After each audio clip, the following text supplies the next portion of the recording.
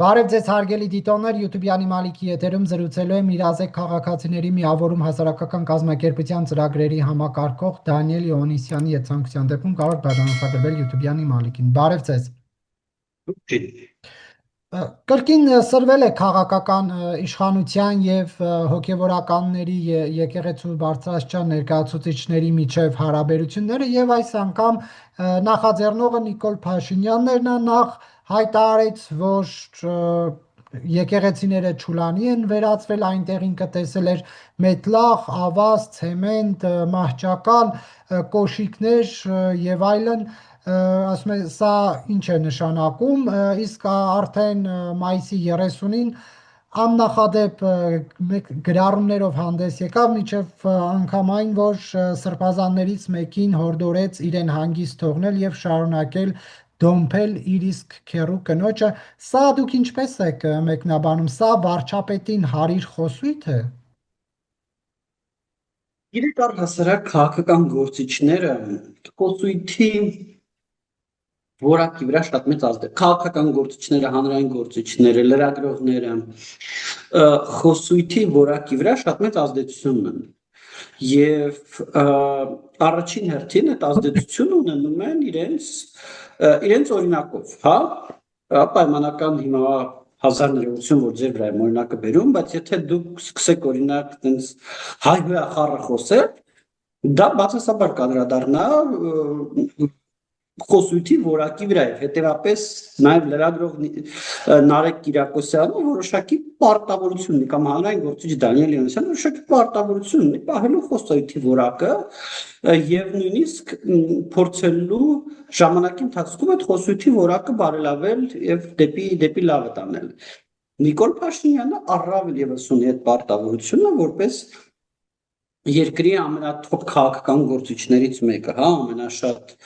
հետևորդներ ունեցող, ամենամեծ հեղինակություն ունեցող կամ ամենամեծ աջակցություն ունեցող քաղաքական գործիչներից մեկն է առնվազն ինքը, թե ոչ ամենաշատ աջակցություն ունեցողը, եւ ինքը պարտավոր է, գիտեք, ինչ խոսույթի որակով բարձրացնել ընդհանուր խոսույթի որակը։ Բայց ինչպես տեսնում եք,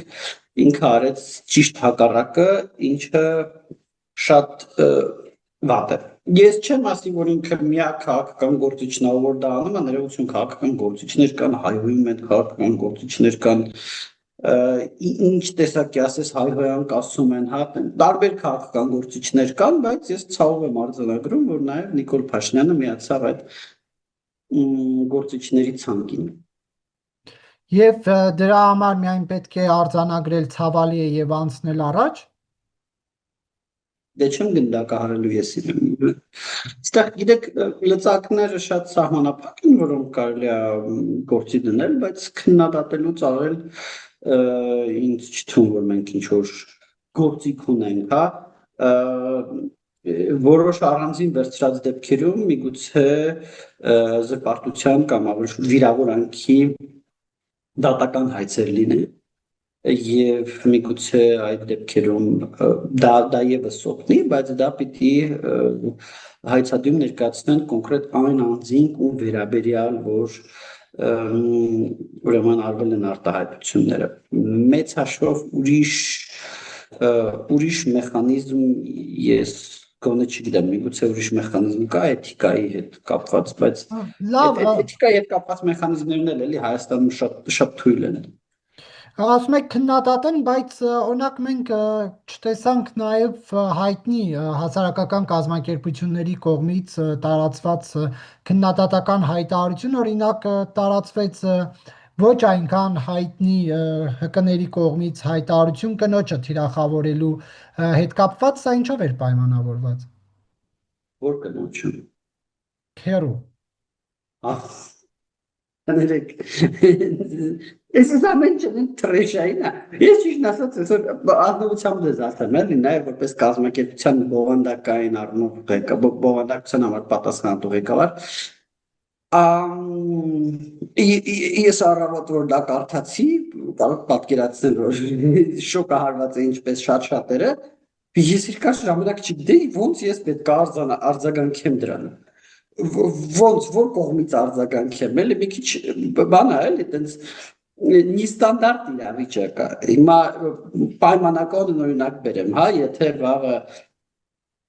ոստիկանները փողոցում մարդ ծեծեն կամ ոստիկանները փողոցում ընդդիմադիր ծեծեն կամ չգիտեմ, ինչ որ sense մի հատ միջադեպ լինի, որը բազմաթիվ անգամներ եղել է, կամ գոնե մի անգամ նման միջադեպ եղել է, մենք մոտավորապես պատկերացնում ենք, թե ինչպիսին պիտի լինի մեր արձագանքը, հա։ Բայց երբ որ լինում է մի բան, որը տենց նախկինում չի եղել, ուղղակի չի եղել ընդհանրապես, դու չգիտես, մի քիչ քեզ կորցրած ես, դու հասկանում ես, որ սա վատ բան է, սա չպիտի արվեր։ Բայց մի կողմից փորձում ես հասկանալ, թե ինչի է արվել, եւ այս առումով էլ եկեք արձանագրենք, որ կոնսենսուս չկա հասարակությունում, ու նաեւ օրինակ մեր կազմակերպությունում մենք քննարկեցինք, մենք կոնսենսուս չունենք, թե ըստ մեզ ինչը դրթեց գնալ այդ քայլին, տարբեր վարկածներ կան։ Երկրորդը փորձում ես հասկանալ, լավ, դու հիմա որպես հասարակական կազմակերպություն, որպես ժողովրդավարության ջատագով ինչ պետք է անես, ու էլի քեզ կորցրած ես զգում։ Այո, պիտի դատապարտես, պիտի քննադատես, բայց ինչ պիտի ասես, հա։ Հա, մենք օրինակ արձանագրեցինք, որ սա քաղաքական խոսույթի պլինտուսից ներքև իջացնելուն ուղղված գործողություն է, որը խնդրահարույց է, որը վատ է, բայց ավելի մանրամասն ինչ պետք է անել, ես չգիտեմ այս դեպքում, հա, չես կարող, չէ, բան ավտոմատը դնել ճակատին ասել, չէ, տենց մի խոսա, նենց խոսա, հա, առավել ևս, որ առաջին հայացքից, բայց տեղ էլի տարակարծիք են շատերը, հստակ մոտիվացիա կա դա անելու եւ մոտիվացիան գոնե ըստ ինձ ընտրությունների հետ կապված է, հա, ընտրություններին ընդառաջ, որտեղ սա եկեք արձանագրենք, նենց չի որ ամեն ինչ խախանդ էր, sense լրություն էր եւ մեկ էլ հոբ սևանես բան այդ առավոտյա գրառումները դրան նախորդ էր շատ կոշտ բառապաշար ազգային ժողովում, դրան նախ, այսինքն սա ընդհանուր տենդենս է, ինձ թվում է այս տենդենսը շարունակվելու է մինչև 26 թվականի ընտրություններ, ինձ թվում է սա ընդհանրապես մոտեցում է, որ ընտրողների համար, ոնց է, ընտրողներին ավելի հոգեհարազատ լեզվով խոսալու ձև է։ Ընտրողների միջին վիճակագրական կյանք է մտել, որտեղից վարչապետին այդ տեղեկությունը, որ սրբազաններից մեկը ինչ որ Այս մյուս կողմն է, այս մյուս հարցն է, երբ որ ես ասում եմ մենք չգիտենք ոնց նաև անդրադառնալ, այս մյուս հարցն է, անդրադառնալ նաև ընտանեկան գաղտնիքի տեսանկյունից, թե ես ճիշտ ասած ազնվությամբ չգիտեմ եւ նաև ռեակցիաներից չհասկացա այդ հա որ հոր քրոջ հոր եղբոր քերոկին այն չորսենց այդ ռեալ ինչ որ բանա որը փաստորեն այդ մարդկանց ընտանեկան անձնական գաղտնիքն է եւ դա հրապարակվեց եթե այդպես ապա դա քրեական հանցագործություն է իմիջայլուց եթե այդպես դա քրեական հանցագործություն է եւ պետք է քրեադատավարական մարմինները որակում տան բայց Հայաստանում քրեադատավարական մարմինների որակն մի ուրիշ թեմա է բայց թե դա ուղղակի տենց օդի մեջ էր ասում թե բան այդ քերակին է ինչ որ տենց օնթան վերացական տենց կերպար ես չգիտեմ ազնվությամբ չգիտեմ էլի սա մյուս հարցն է էլի որ եթե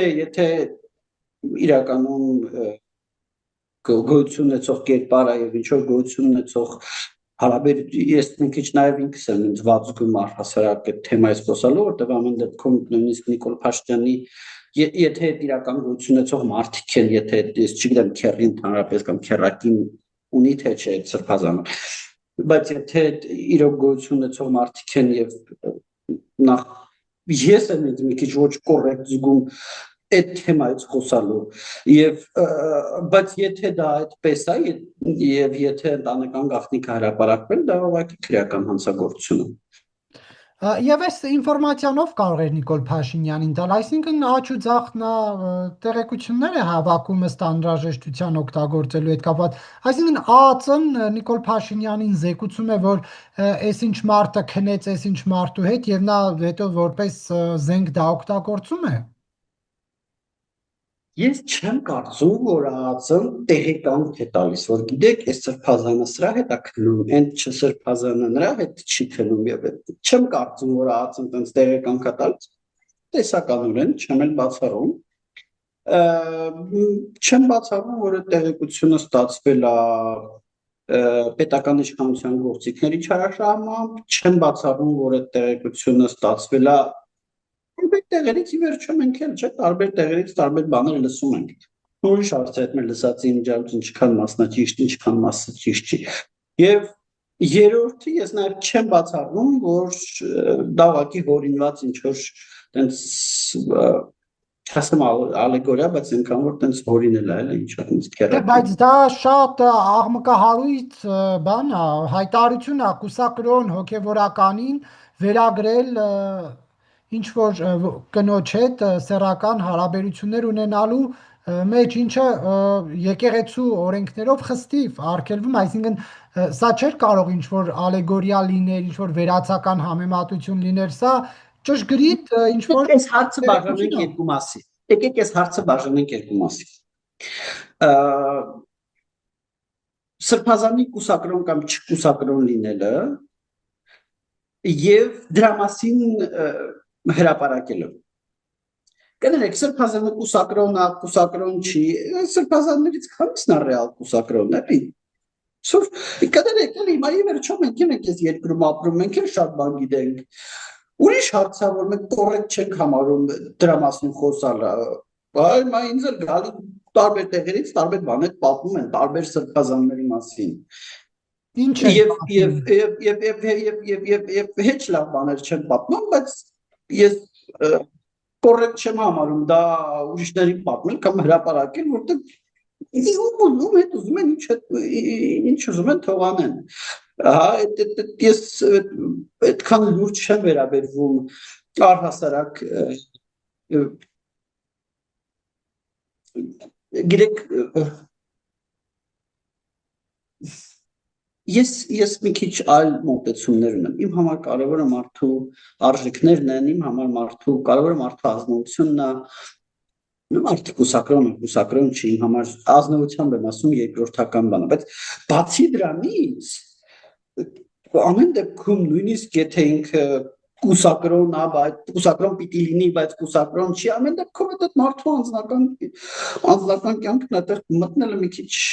առավել ևս մտնել սկսել խոսել, թե ինքը ում հետ է, ինչ անում, դե կներեք, այդ ընդհանրապես կոռեկտ չի, էլի լավ, ենթադրենք, այդ սրբազանը աշխարհի ամենավատ մարդն է, ամենա չգիտեմ, սենցն է, անենցն է, ու ինքը խախտում է կուսակրոնությունը եւ դա լավ չի եւ նույնիսկ ենթադրենք որ դա պետք է հրապարակվի թեև ես չեմ կարծում որ դա պետք է հրապարակվի լավ չի հրապարակում թե ում հետ դա էլ բան եթե իրոք հրապարակում է եթե ոչ թե օրինակ դա ինչ որ վերացական կերպարանքերական Փաշինյանն ասում է շատերը հոգևորականներ հոգևոր էլիտայում շատերը ամուսնացած են եւ իր նման ամուսնությունները չեն գրանցել ԶԱԳՍ-երում այսինքն նա ասում է որ կին երեխա ունեն հոգևորականները հա ինչ է ճիշտ ասում կուսակրոն հոգևորականները կանայք եւ երեխաներ ունեն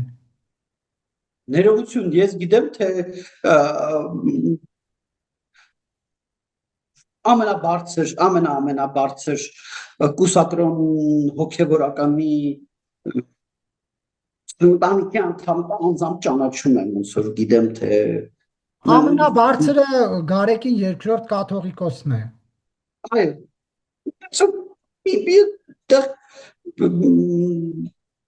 նորից եմ ասում կներեք երկնքից են ընկել որ մեկս է երկնքից ընկել որ մեկս չգիտի թե ինչա ուրիշ հարց է որ Մի րոպե, դուք ճանաչում եք Գարեգին երկրորդ կաթողիկոսի կնոջը եւ երեխային։ Դա ինչ է ականը։ Չէ, դուք ասացիք ճանաչում եմ ամենաբարձրին։ Ես չեմ ուզում դրա վրա ֆիքսվել։ Ես չեմ ուզում դրա վրա ֆիքսվել, որտեղ Բայց դա եկեք ես սա համարում եմ հստակեցնենք, ոչ էական բան։ Դուք ճանաչում Դա եք ես համարում եմ ոչ էական բան։ Հիմա կներեք էլի գնացեք Սարյան փողոցում հարցուփորձ արեք, թե օրինակ մի կոնկրետ մի դեղատուն ում դուստրին է պատկանում, հա? Դա դուք էլ կիմանաք, թե Աշոտ մարդ գիտի։ Կներեք էլի չեք կողելու գլուխներս ավազի մեջ, ասենք մենք չենք տեսնում, չգիտենք։ Ուրիշ հարցավ դրա մասին ոչ խոսալ արժի։ Ոչ ավելիվս արժի հրապարակել անուններ։ Ոչ որտեղ է իրանց գործն է, ում հետ ուզում են, թող ինչ ուզում են անեն։ Չէ, բայց սպասեք, դուք ձեր ուշագրավ սենսացիոն հայտարարություններով գերազանցում եք Նիկոլ Փաշինյանին։ Դուք ասում եք, որ ամենայն հայոց կաթողիկոսի ընտանիքի անդամներին եք, հա, նկատի չունեմ հայր, մայր, եղբայր եւ այլն, հա, կնոջ եւ երեխա եք ճանաչում, ինչը եկեղեցու օրենքներով խիստ հակաօրինական է, հա։ Դուք այս տեղեկությունը Ճանաչում սրբազանների երեխաների չեք ճանաչում։ Դուք ամենայն հայոց կաթողիկոսին Չէ, վերագրում դուք սրբազանների երեխաների չեք ճանաչում, չգիտեք մարդկանց, որոնց չէ թեմայի մեջ մտնել։ Ես իրոք չեմ ուզում այդ թեմայի մեջ մտնել, որովհետև ես չեմ համարում, որ դա, ասենք, կոռուպցիա է։ Ես չեմ համարում, եկեղեցու խնդիրն է։ Դա եկեղեցու խնդիրն է, թող եկեղեցին ինքն իր մեջ պարզի ով է կուսակրոն, ով կուսակրոն չի։ Մենք աշխարհիկ մարդիկ ենք, մենք զբաղվում ենք օրինակ կոռուպցիայով, ով է մեզանց թալանում, ով մեզանց չի թալանում, ով մեզանց թալանում, իսկ ով է կուսակրոն, ով կուսակրոն չի, կներեք, ես չեմ մտնելու այդ դաշտ, ուղղակի ես ասում եմ, այո, մենք բոլորս գիտենք, որ դա համատարած տեղի է ունենում։ Ես ենթադրում եմ, որ կան ես մի բան էլ ասեմ։ Ես վստահ եմ, որ կան կուսակրոն սրբազաններ։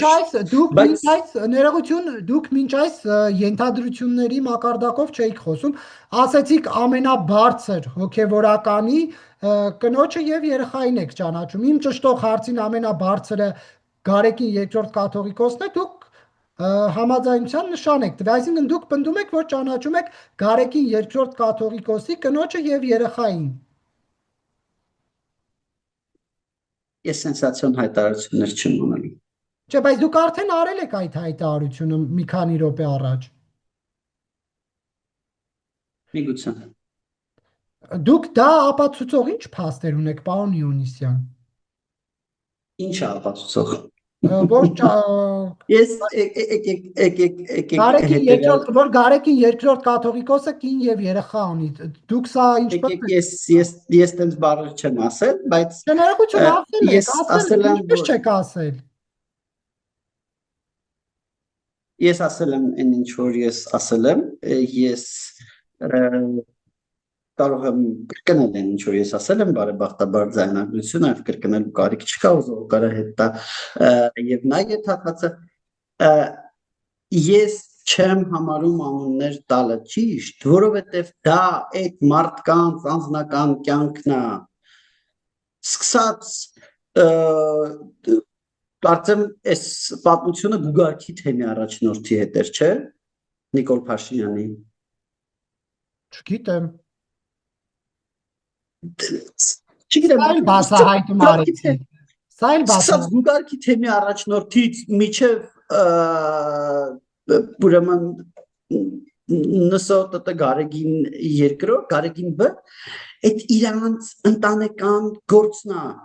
Պետք չի մտնել մարդկանց ընտանեկան կյանքի մեջ։ Այդ մարդիկ, տեսեք, մարդիկ մարդ են։ Իրանք ունեն մարդու իրավունքներ եւ պարտականություններ որպես քաղաքացիներ։ Եվ որ իրանք այդ պարտականությունները խախտեն, ուրիշ բան, եթե ինքը ունենալ պարտական, օրինակի համար եմ ասում, զինապարտության պարտականություն ունենալ, այդ զինապարտության պարտականությունից ապօրինի խուսափել, բնականաբար դրա մասին պետք է խոսալ։ Բայց եթե մարդուն եկին դա իր գործնա դրա մեջ ոչ մի ես ոչ մի վատ բան չեմ տեսնում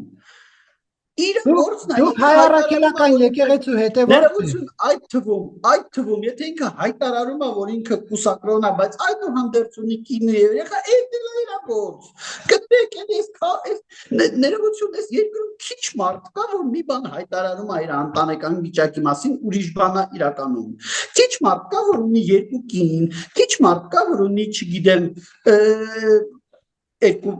տենց տարբեր քիչ մարդ կա որ չգիտեմ ունի սիրեկան կամ սիրուհի քիչ մարդ կա ինչի եք մենք դրա մեջ մտնում ինչն է այդտեղ հետաքրքիր էլի սրբազան ինչ որ մեկի հետ քնում ա դու թող քնի ինչ դրանից ինչ հասկանում եք դա վերաբերվում է բոլոր կուսակրոններին մեկը մարդ կուսակրոն է թե կուսակրոն չի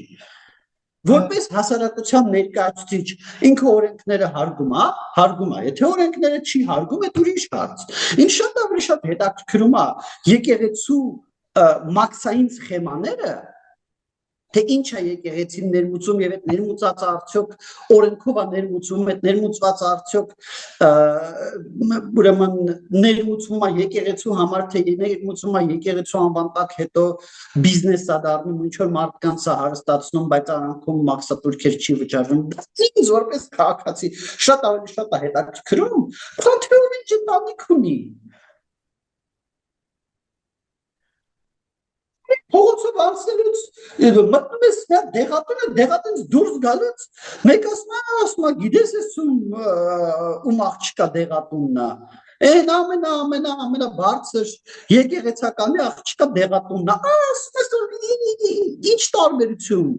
եթե ես դեղատունը հարկերը վճարում ես իր այդ օքեյ եմ եթե ես դեղատունը հարկերը չի վճարում ես իր այդ օքեյ չեմ ու ինձ մեկ օրինակ այդ դեղատանտերը Գարեգին B կաթողիկոսի դուստր նա թե դուստր չի Գարեգին B կաթողիկոսը դուստր ունի դուստր չունի ինձ մեկ է հայարակելական եկեղեցու մեկ լինի ինձ մեկ է ես ամենայն ազնվության ինձ որովհետև եթե ես սկսեմ կներեք զբաղվել կամ խոսալ նրանից որ այս ինչ կուսակրոն է ինքը ասում է որ կուսակրոն է բայց իրականում կուսակրոն չի ես ինչի հետ է քնում կներեք հիմա այդ որ դաշտ ենք մտնում իսկ հետո կասենք այս ինչ է ես ինչի հետ է ամուսնացած բայց ինչի հետ է քնում այդ դաշտն է մտնում կներեք էլի չէ ես այդ դաշտ չեմ ուզում մտնել պետք է եկեղեցական օրենքները խախտել ես ինչ կապ ունեմ եկեղեցական օրենքների եկեղեցին իր օրենքները իրանք իրար մեջ թող պարզեն կներեք իսկականից էլի եկեղեցին իր օրենքները Նիկոլ Փաշինյանը այդ էլ մի եկեք արձանագրենք էլի Նիկոլ Փաշինյանի ստատուսների մի մասը խախտում են եկեղեցու եւ պետության անջատ լինելը Երեկոյան էլ հայտարարեց ասում է պետությունը պետք է ավելի շատ մասնակցություն ունենա կաթողիկոսի ընտրությանը կաթողիկոսը պետք է բարեվարկության ստուգումներ անցնի եւ այլն Այդ ամեն ինչով խախտվում է եկեղեցու եւ պետության տարանջատումը ինչի է խախտվում եկեղեցին թող իր կյանքով ապրի հասկանում եք դա եկեղեցին պետք է պետությունից անջատ լինի եթե եկեղեցին պետությունից անջատ այդ նշանակում է ոնց ուզում են թող իրանք իրանք կաթողիկոսին ընտրեն ոնց ուզում են թող դա իրանք գործն է Ես չեմ ասում, որ իրանք բոլորը լավն են, ես չեմ ասում, իրանք բոլորը վատն են, ես ասում եմ, դա իրենց գործն է, ուրիշ ոչ մեկի, պետք չի կողքից խառնվել, կողքից չգիտեմ, հարչատան լծակներ, վարդբաներ, այս տուսակրոն չի, Այդտեղ պետությունը անելիք չունի պարզելու թե քահանան եկեղեցականներից, սրբազաններից ով է կուսակրոն, իսկ ով է կուսակրոնությունը խախտել։ Իսերն աստծո լավ էլի պետությունը բան չի էլի, բան տիրանի բան չի, պոլիցիա լրավով բան, այդպես բան չի կներեք։ Հա, երբ որ քահանան օրինակի համար եւ դա կաթոլիկ եկեղեցում շատ է եղել, հայ առաքելական եկեղեցում չգիտեմ նման դեպքեր եղել են, չեն եղել կամ բացահայտվել են, չեն բացահայտվել, բայց եթե օրինակ կա պետոֆիլիա կամ ուրիշ նման դեպքեր, իհարկե պետությունը տեղ անելիք ունի։ Բնականաբար պետությունը տեղ անելիք ունի, դրանք քրեական օրենսգրքով արգելված դեպքերը, այդտեղ պետությունը պետք է խառնվի։ Եվ եթե ես օրինակի համար մի տեղից ականջիս հասած լիներ, որ X քահանան պետոֆիլիայով զբաղվում եւ դուք ինձ ասեիք, ասա այդ X քահանայի անունը, բնականաբար պետք է ասեի, կամ ձեզ կամ իրավապահներին, կամ ինչ որ բան պետք է անեի, հա, լռելը անթույլատրելի կլիներ։ Բայց երբ որ դուք ինձ ասում եք, այ ասա, այս ինչ եկեղեցականի դու հաստատում ես, որ այս ինչ եկեղեցականը ունի կին եւ երեխա, թե չես հաստատում, աստվածի իր գործն է, ինչի պիտի ես այդ թեմայի մեջ մտնեմ։ Բայց դուք ասցիք, որ այ Նիկոլ Փաշինյանը հայտարարեց, որ կուսակրոն չի, ինչ սարսափելի բան, ես ասացի, որ դա համատարած է, կներեք, դա համատարած է եւ մենք ես հիմա մտքիս առնվազն հիշում եմ մի քանի սրբազանի, որոնց մասով կամ սրբազան կամ ավելի բարձր, որոնց մասով հստակ ճանաչում եմ երեխաներին չեմ մտնելու Վարկեք, որովհետև ես չեմ ուզում մարդկանց կյանք փչացնեմ, կներեք, այդ երեխաներից շատերը հիմա երեխա են, հիմա մարդ են, երեխա ասելով պարտադիր չի երեխա, տենց բանկահասակ երեխա, հա, երեխան կարող է մեծել Չէ դրանց համար, թող երջանիկ ապրեն, ինչ ենք այդ մարդ բան անում, էլի։ Նիկոլ Փաշինյանը երբ մոռացել էր, որ Նիկոլ Փաշինյանը պետք չէ թեմայի մեջ մտնել եւ ես Նիկոլ Փաշինյանի հետ կտրականապես համաձայն չեմ, որ կարելի է թեմայի մեջ մտնել։ Ես այլ ավելի համաձայն չեմ, որ կարելի է դնել, սկսել հրապարակի թողում է դա քնում։ Կողմից է երեխա ունեցել, ներողություն նորից եմ ասում, նորից եմ այդ միտքը կրկնում։ Մեզ էլ են գալիս շատ մարդիկ շատ բան պատմում։ Այո, այդ թվում կաթողիկոսի վերաբերյալ գալիս եւ շատ բան պատմում են, բայց մենք կներեք, չէ, հիմա դուք ինձ ինչքան բան անեք, չեմ անուններ չեմ տալու, որովհետեւ կոռեկտ չի առնվազն։ Լավ, արեք այս հարցի մյուս կողմին նայենք, հա։ Նիկոլ Փաշինյանը կնոջ հետ կրթվել է նորաձև է եւ այլն, այդ շարժումն է նախաձեռնել, էլ տխմար էշ ղզիկ ինչ ասես ասում են իրենց ընդդիմախոսներին, ինչու ոչ նաեւ իրենց անձնական վիրավորանք տվողներին, իրենց երեխաներին վիրավորողներին, հա։ Սա բայց իրենց այս գործելավոճը, իրենց այդ քարոզած կրթությունը նորաձև է գաղափարի հետ համահունչ է, այսինքն մարդ, որն ասում է կրթվեք, քաղաքակիրթ դարձեք, բայց մտնում է նեղ անձնական կյանք։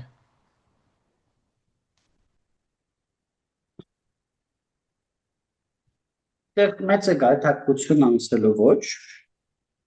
որ դա համատեղելի չէ, բայց նաև ինչ որ առումով դրանք տարբեր բաներ են։ Հիմա մարդ կարա կրթվի դառնա կրթված, չգիտեմ, քիմիկոս օրինակի համար։ Արդյոք այդ նշանակում է կրթված քիմիկոսը աչուզախ վիրավորանքներով չի խոսալու։ Չէ, չի նշանակում ցավոք, դա կրթվի եւ դաստիարակվի երբեմն մի քիչ տարբեր բաներ են։ Ոչ միշտ հաճախ այդ երկուսը իրար հետ են գալիս եւ հաճախ կրթված մարդը ավելի ոնց ասում եմ, դաստիարակված է իրան պահում, քան անկիրթ մարդը, բայց ոչ միշտ հիմա կներեք, մենք տեսնում ենք կրթված մարդկանց, որոնք չգիտեմ, քանի բարձրագույն կրթություն են ստացել, դուրս են գալիս փողոց հայ վրա խառն ցույցեր էին անում։ Հայ վրա խառն ցույցերը հիշում եք, չէ՞։ Որոնք կարծես թե կրթված մարդիկ էին, էլի կամ կարծես թե իրոք կրթություն ստացած մարդիկ էին, մարդիկ հիմա էլ կան, տենց մի մասը ազգային ժողովում են նստած, մի մասը դա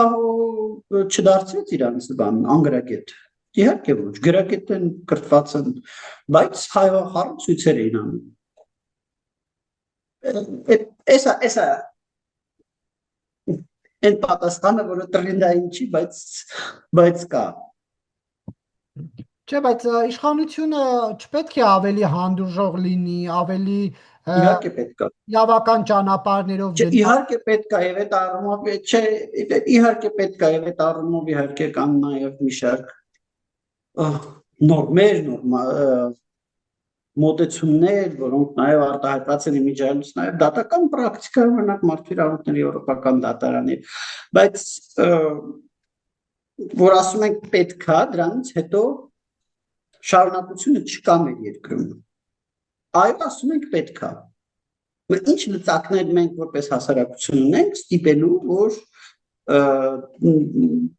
Նիկոլ Փաշինյանը չսկսի հրապարակել, թե ով ումա դրիկները չեմ կարող ես եթերում այդ բառերը կրկնեմ, էլի։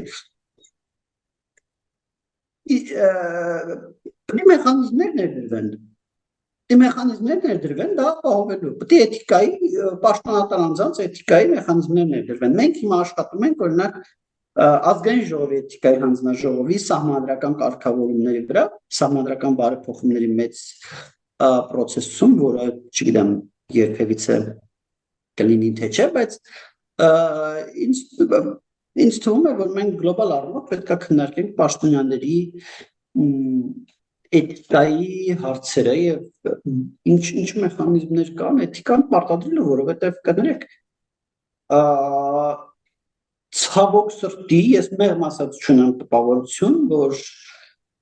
ընտրողները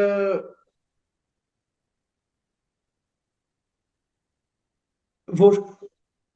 նման պահվածքը քվեների քանակի վրա բացասաբար անդրադառնում։ Ավելին մենք գիտենք հանրային գործիչ, ով որ հենց այդպիսի պահվածքով կարողացել է էլեկտորատ գոյացնի։ Հենց այդպիսի պահվածքով Վարդան Ղուկասյանը Գյումրիինը չէ, այն մյուսը դոգը նույնիսկ Հայաստանում չգտնվելով կարողացել է էլեկտորատ գեներացնի եւ Երևանի ընտրություններին մոտ 10% հավաքել է։ Սա մեր իրականությունն է, մենք պետք է հաշվի առնենք։ Եվ Նիկոլ Փաշինյանն էլ է սա հաշվի առնում։ Եվ ով գիտի, միգուցե Նիկոլ Փաշինյանը ուզում է նաեւ դոգի էլեկտորատը դոգի էլեկտորատի մի մասը իրանով անել։ Չեմ բացառում իմիջիայլություն նաեւ այդպես, բայց գիտեք նորմալ է, որ քաղաքական գործիչը ուզում է իր էլեկտորատը մեծացնի, նորմալ բնական ցանկություն է, բայց պետք է լինեն կարմիր գծեր, պետք է լինեն ներողություն գրված եւ չգրված կարմիր գծեր, սենց պահվածքը չգրված կարմիր գծերի ջնջումը, որտեղ երբ որ մենք խոսում ենք հիմա փող աշխատելը բնական ցանկություն է, չէ՞։ Ցանկացած մարդ։ Դուք ուզում եք, չէ՞, ավելի շատ գումար վաստակեք, քան վաստակում եք։ Ով չի, բոլորն են ուզում, ես էլ եմ ուզում, դուք էլ բոլորն էլ ուզում եք։ Բայց գումար վաստակելու ճանապարհին մեր համար կան գրված եւ չգրված կարմիր գծեր։ Օրինակ գրված կարմիր գիծ, չգիտեմ, թմրանյութերի առողջարկով չի կարելի զբաղվել, դա գրված կարմիր գիծ է։ Չգրված կարմիր գծեր արարքներ, որոնք որ մենք մեզ թույլ չենք տա, դուք լրագրող եք, վստահ եմ շատերը ձեզ տարբեր առիթներով գումար առաջարկած կլինեն այս կամ այն թեման լուսաբանելու կամ հակառակը չլուսաբանելու համար։ Բավական համատարած է։ Բայց այդ չգրված կարմիր գծերն է, որ մեծ մասը չեն կանցնում, որ կան մարդիկ, որոնք կանցնում են։ Հիմա նույնն է քաղաքական գործիչի էլեկտորատ հավաքելու բնական ցանկությունը, որ բնական ցանկությունը տենց է դիլնի, դի ուզենա էլեկտորատը մեծացնելու։ Բայց այդ էլեկտորատը մեծացնելու, ինչ ասեմ, դիլնի գրված եւ չգրված կարմիր գծերի սահմաններում, որովհետեւ երբ որ չգրված կարմիր գծերը անցնում ես, դու չգիտես թե դաշտը ինչպես կփոխվի, դու չգիտես թե դաշտը այդ քո կարմիր գծեր անցնելու արդյունքում քաղաքական դաշտը կմնա նենց, որ քո համար կլինի նպաստավոր, թե կարող է քաղաքական դաշտը նենց փոխվի, որ հետո Սերժ Սարգսյանը ասաց խիարը թարսաճի։ Այսինքն մենք հիմա եթե ինքը դուք ինչպես դուք որտեղ կներեք չգրված կարմիր գծերը խախտելը ընդհանուր դաշտի ոնց ասեմ դաշտի քաղաքական դաշտի մթնոլորտն է փոխում, այդ մթնոլորտը որ սկսում ես փոխել, ինչ-որ բան, որը քիչ թե շատ կարող հավասարակշռության դիրքում այն որ սկսում ես ինչ-որ բան փոխել, դու չգիտես ի վերջո այդ փոխվի նենց ոնց որ դու ես ուզում, թե կեսից մի բան թարս կգնա։ Այսինքն դուք ոչ ենթադրում եք Նիկոլ Փաշինյանը ուզում է ինչպես նշեցիք Վարդան Ղուկասյանի հետ համակիրներին իր կողմը գրավել, մենք պետք է հիմա նաև սպասենք, որ մի օր նա կմտնի լայվ ու կսկսի հայոյանքներով խոսել։ Գիտեմ։ Դժվար, բայց չգիտեմ։ Իսկ ինչ լծակներ մենք ունենք տեսականորեն եմ ասում, դժվար դրան հասնի, որտեղ ամեն դեպքում ինքը պետության ղեկավար է ու դա իր նաև միջազգային համբավի վրա բացասական կանրադառն է ու շատ ուրիշ բաներ բայց ես ուզում եմ այս բանը հասկանանք, մենք որպես հասարակություն ինչ մեխանիզմներ ունենք դա կանխելու։ Մենք պետք է մտածենք մեխանիզմների մասին։ Եվրոպայում Եվ երբ որ ասում ենք, որ չպետք է լինի երկրում վայրի ժողովրդավարություն, պետք է լինի կանոններով ժողովրդավարություն։ Նաև սրա մասին ենք ասում։ Նաև այս երևույթների, եւ ոչ միայն այս երևույթների, պետության ղեկավարի սահմանափակող մեխանիզմներ պիտի լինեն։ Այդ կարմիր գծերը պիտի լինեն։ Այդ կարմիր գծերը չպիտի նենց լինեն, որոնք կխոչընդոտեն կառավարման էֆեկտիվությանը։ Իմիջիայլոց Հայաստանում շատ սահմանափակումներ կան, որ կառավարման էֆեկտիվությանն են խանգարում։ Թե կառավարման էֆեկտիվությանը պիտի խանգարող հանգամանքներ լինեն, բայց ընդհանուր մթնոլորտի եւ դրվածքի առումով պիտի լինեն կարմիր գծեր։ Սա այն է, ինչ որ մենք Հայաստանում չունենք։ Ինչպես ժամանակը սպառվում է։ Շնորհակալություն հարցազրույցի համար։ Ես եմ շնորհակալ։